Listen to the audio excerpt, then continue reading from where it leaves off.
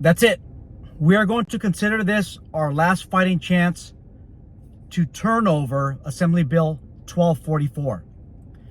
I'm going to give you a brief introduction once again for those of you who are barely chiming in on what AB 1244 is and how it will affect you. Assembly Bill 1244 was authored by a Democrat in the Pasadena, California area called Christopher Holden. If you are chiming in from another state, you're wondering what these laws are about, who these assembly people are, what does this have to do with me?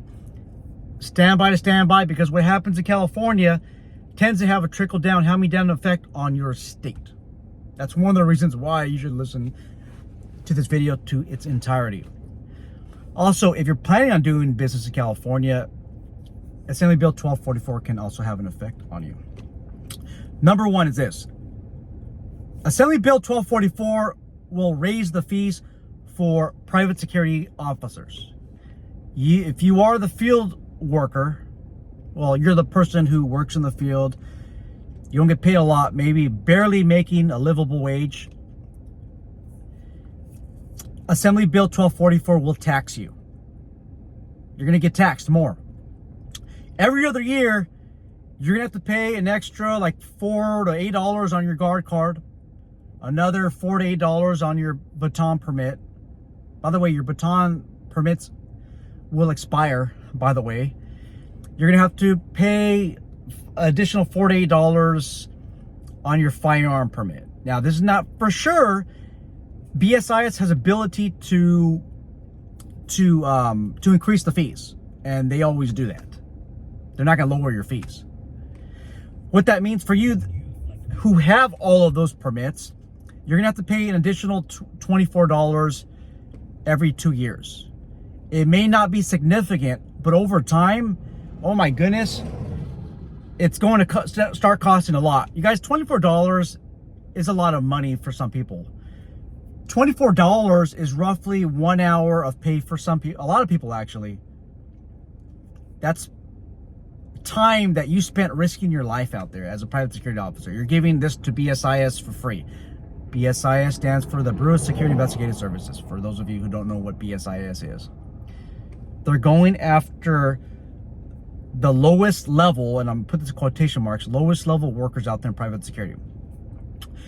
If you own a private security company, we got something in store for you too.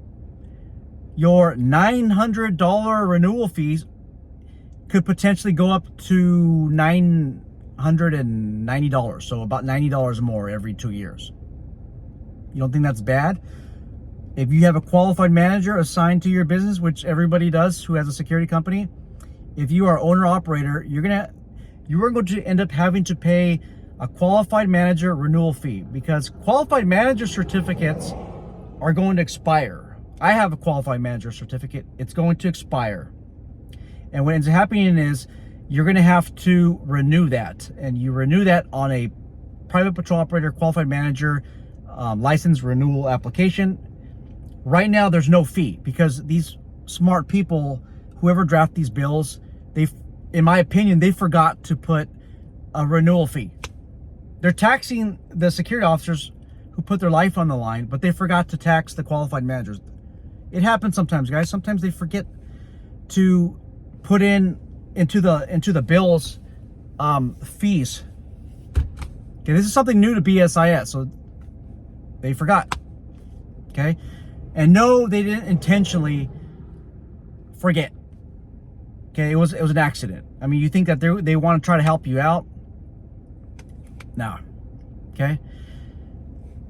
If you are a private investigator, you're going to now have to pay a qualified manager license fee and a private investigator agency fees. So if you're an owner operator, you have to pay double fees every 2 years.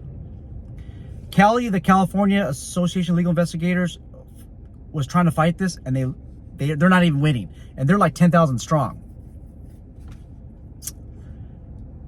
Guys and gals, since we've been fighting this, they have fixed nothing. They don't want to listen, but that's okay. I have a plan.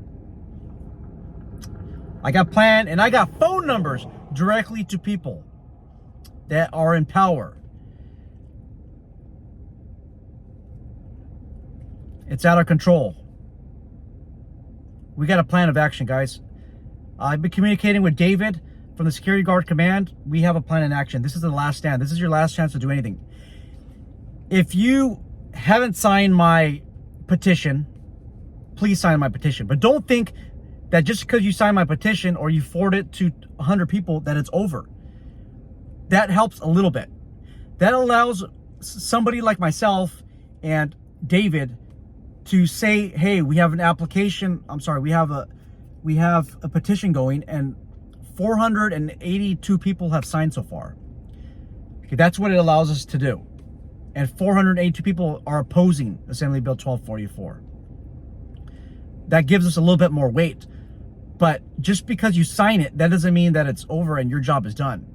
Some people have made some comments, something to the effect of, how come I don't go to Sacramento? If I'm really passionate about this, why don't I go to Sacramento and go to the committee meeting? Well, I am passionate about it, but that's not my place. Whose job is it to go to Sacramento and speak publicly? That's not my job, that's your job. Because at the end of the day, I might not be around. I'm not going to be around forever, guys. I can't be the only one leading this. David from the Security Guard Command cannot be the only one leading this. At the end of the day, it's not my responsibility, it's yours. I'm going to end up getting a qualified manager license, whatever they want me to do. I'm going to end up having to have another PPO. I don't want a PPO license. But I have to do it just if I want to offer my qualified manager services later on in 7 years when I retire. So unfortunately, I'm going to have to keep up with insurance and everything else. But at the end of the day, I'm going to have my stuff. But you have to fight tooth and nail. If you are the security officer who has to pay more fees, it's all you. I'm not going to do the fighting for you. It's all on you. Guys, there's nothing more disappointing than me publicly talking, and I did this for the last BSI's meeting, publicly talking in front of everybody.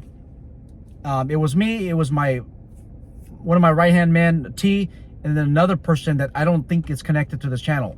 But basically, for sure, it was just me and my right-hand man, T, that shocked BSIS with what we have to say, because finally somebody speaks up. But why does it have to be just me and him? I mean, we have 6,280 or 6,180 people on this channel.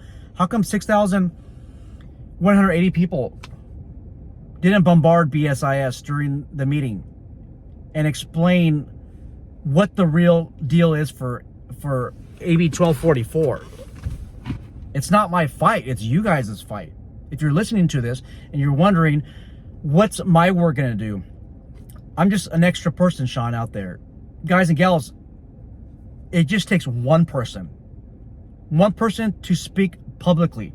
If you're concerned, like, oh, I'm not sure if I'm gonna be able to articulate my opposition of AB 1244, because I'm kind of worried about what other people think, and I don't speak good publicly. You think I speak good publicly? You think I don't stutter over my words? I don't forget what I'm gonna say? Okay, I go live. I've been going live a lot. I am a quiet person. I am an introverted person. I communicate better in writing. Okay? You think I feel completely comfortable going on YouTube live and providing these videos? No, I don't feel completely comfortable, because I always have this fear that I'm going to have an unusual pause and I don't know what I'm going to say.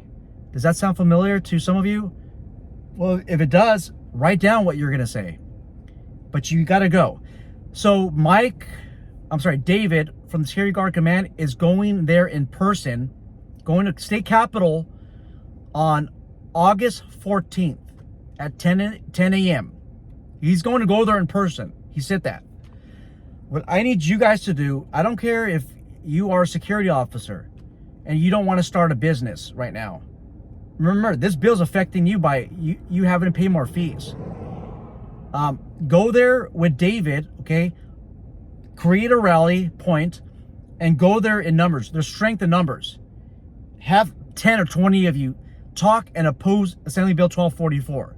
You don't have to give an articulate reason, but just make it known out there, because this is going to be the first time in history that us in the security community, coming from this channel and others, are going to be talking in person. I've talked over the phone, through the teleconference. I haven't even been there in person, and I'm not going to drive to Sacramento from Imperial County. But you guys live in Sacramento County. You guys are able to go there a lot more easier than me. I have to take a day off. I'm not taking a day off. This is going to affect, if this is going to affect you directly, it's going to hit you good, you should take the day off and go over there. But once they see that we're united, they're going to say, wait a minute, maybe we shouldn't just pass AB 1244. Okay? So I want you to go to David's channel, the Security Guard Command, and I'll tag some of his videos and go to him, email him, tell him that you're going to be there. And he's going to organize something over there. Okay, but I need you guys to be connected with David from the Security Guard Command. So what is this hearing all about? Again, I want to thank David for alerting me to this hearing. He hit me up on my cell phone. He told me about it, I think last week, but I wanted him to provide proof on where it says that we can actually speak. At that time, I think he lost the paperwork, or he lost the website and was not able to explain where it says that we can voice our opposition. But last night I found it and I forwarded the information to David. So you can go there August 14th, show up with David and oppose it. Now, what should be your opposing points? So this is a Senate Appropriations Committee. I think there's 10 members, and you are going to have to explain what the fiscal impact is to the state of California. You have to relate your opposition somehow to the whole reasoning, to the existence of the appropriate committee. My argument would be as follows. Well, number one, by restricting the kind of candidates that can apply, because remember, you cannot apply for a PPO license unless you have a manager. You're in the position of management or an administrative position for a security company for 2 years, and you currently work under a PPO. So military is excluded unless you're an officer. Law enforcement officers are excluded. Your time as a chief or captain is excluded. If you're a proprietary security officer, meaning you work in-house security, that experience is excluded. What this does is it creates an exclusive market just for the top security companies, and I'm going to name them: Allied, Universal. Wait a minute. Allied, yeah, Allied, Universal, Securitas. Okay, at least the top two. There's Garda, another company that has to profit from this, but there's like 3 or 4 super large security companies. Remember, Allied Universal is the largest security company.